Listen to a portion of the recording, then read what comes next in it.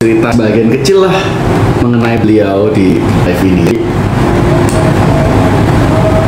Kalian tahu nggak, dulu Kopan itu merupakan orang pabrik, ya. Beliau punya beberapa pabrik gitu ya. Mungkin suatu hari saya akan jelaskan industrinya juga, tapi hari ini nggak sampai sana. Ya. Lalu waktu awal-awal beliau berkarir di dunia musik, itu masih hidupnya kayak dibilang bolang lah ya. Itu sampai pernah tidur di alun-alun ya, dibayar sebagai DJ cuman 50.000 ya. Kayak kasihan banget, dia bilang orang taunya saya sekarang udah besar, udah gini, udah gitu. Nggak tahu prosesnya saya nyiptain lagu, prosesnya saya waktu awal-awal struggle nggak dibayar ya kan, atau dibayar kecil. Sampai saya diusir dari kos-kosan dan saya nggak mau ngerepotin teman-teman, nggak mau ngerepotin keluarga. Saya nggak pinjam uang, padahal cuma butuh 700.000 guys. Itu beliau nggak bisa bayar, sampai beliau akhirnya tidur di alun-alun. Kasian banget ya. Memang perjalanan orang-orang sukses ini selalu menarik untuk dikulik. Ya, saya sebagai pengacara juga, saya kira saya datang itu untuk mengajarkan beliau bagaimana menyikapi perkara ini. Tapi ternyata saya pulang malah membawa banyak sekali pelajaran dari beliaunya. Padahal beliau jauh lebih muda dulu daripada saya.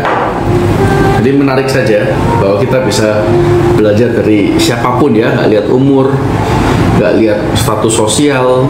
Ketika orang ini sudah sukses terutama, pasti banyak cerita-ceritanya yang bisa kita pelajarin gitu. Ya, menarik sekali backgroundnya, pandangannya tentang keluarga ya. Beliau ini sangat amat family man ya. Meskipun mungkin kalau ditemenin kemana-mana sama orang tua pastinya nggak nyaman ya, tapi beliau jauh lebih nggak nyaman kalau harus tinggal keluarga, stres di rumah ya, mungkin khawatir mengenai kasusnya, khawatir nanti beliaunya bertindak aneh-aneh lagi, terus kasus lagi ya, jadi mending diajak sekalian. Sangat family oriented, sangat nggak butuh, bukan nggak butuh ya, nggak suka duit ya, nggak terlalu perlu banyak. Expense bulanannya beliau aja itu mungkin 1/3 dari saya. Ya, this is crazy gitu, kayak wah saya berarti terlalu hedon nih ya.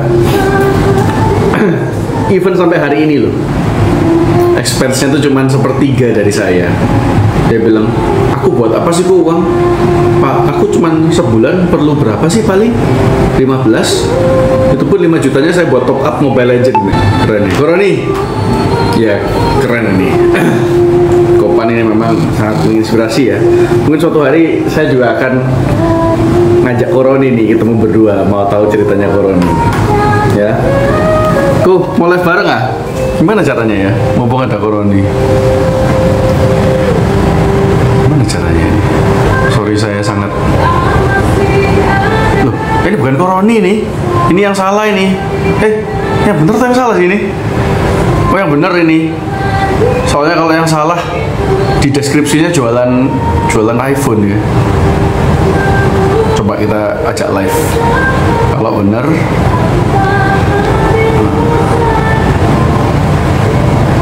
ya, Kopan sunat apa adanya ya.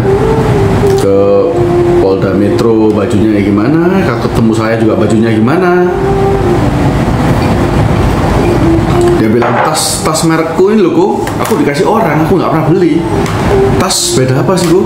Cuman beda mereknya aja kan, fungsinya tetap sama. Kayak keren ya, Kopan itu anaknya orang kaya guys. Jadi apa aku kaya kok, kerja ini itu, wah ya, keren. Tapi seperti kita lihat ya, papa mamanya pun sangat sederhana. Dan bahkan Kopan itu dulu pernah hampir mau loncat dari gedung guys, gara-gara kasus ini ya di awal-awal. Sangat stres, banyak pikiran. Jadi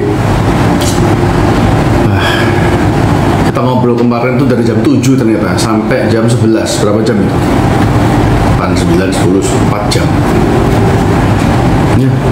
Kalau Kopan waktu itu nggak diselamatkan oleh mamanya, ya mungkin hari ini kita nggak bisa menikmati karya-karya beliau ya. Saya mungkin juga nggak mendapatkan kesempatan ini gitu. Terus dia juga tanya, kok Mike ngambil kasus saya ini banyak untungnya atau banyak ruginya? Loh, dia tuh sudah selebriti ya guys ya.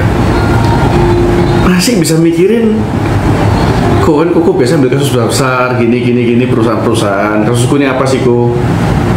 Aku mau tahu apakah itu banyak bagusnya atau banyak ruginya gitu. Wah, saya bilang jujur, kalau secara revenue ya tidak menambah apa-apa karena klien saya kan memang perusahaan ya. Thank you Pak.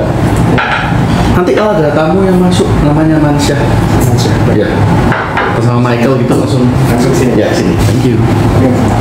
Jadi memang secara revenue nggak ada karena klien-klien baru setelah Kopan itu saya tanya tentang Kopan juga nggak tahu gitu ya, karena mereka sibuk ngurusin bisnisnya sendiri dengan segudang masalahnya sendiri. Tapi aku bilang mengenai penilaian saya di mata keluarga, kolega, terutama di Surabaya ya, itu dan juga teman-teman yang mungkin ketemu di luar sini bisa nyapa, sudah bisa familiar dengan saya, itu sangat ngefek. Itu memberikan saya harapan, saya bilang memberikan saya harapan bahwa saya bisa kok di Jakarta ini, meskipun saya juga merantau ya. Jadi tentunya banyak blessingnya, apalagi setelah ketemu kalian masing-masing ya, ketemu kenal Bapak Panda dan ibunya Koroni, kemarin ngobrol berdua sama Kopan, kayak ya I wouldn't trade this for the world sih, kayak aku nggak mungkin